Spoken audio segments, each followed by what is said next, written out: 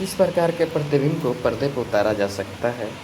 तो वास्तविक प्रतिबिंब को पर्दे पर उतारा जा सकता है। किस प्रकार के प्रतिबिंब को पर्दे पर नहीं उतारा जा सकता है?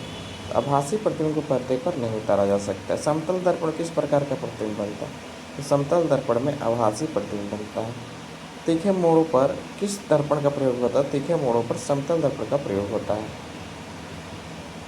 समतल दर्पण का प्रयोग होता है। आगे बढ़ते हैं। यदि किसी समतल दर्पण के सामने यू वेग से दौड़ता हुआ वस्तु यू वेग से दौड़ता हुआ वस्तु हो तो उसका प्रतिबिंब का वेग क्या होगा? तो दुगुना हो जाएगा। यदि किसी समतल दर्पण के सामने किसी वस्तु को थीटा कोण पर झुकाया जाए तो उसका प्रतिबिंब 2 थीटा पर झुकेगा। समतल दर्पण का फोकस दूरी का मान कितना होता है? अनंत होता है। तो समतल दर्पण के पीछे रखे वस्तुओं की संख्या कितनी होती है? अनंत होती है। पेरिस्कोप में किस दर्पण का प्रयोग है? पेरिस्कोप में समतल दर्पण का प्रयोग किया जाता है। पेरिस्कोप में समतल दर्पण कितने डिग्री पर किया जाता है? 45 डिग्री पर किया जाता है। 45 डिग्री पर किया जाता है।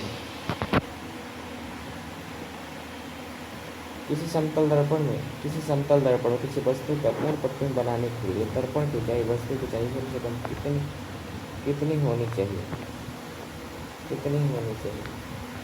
तो आधी, दर्पण की आधी होनी चाहिए।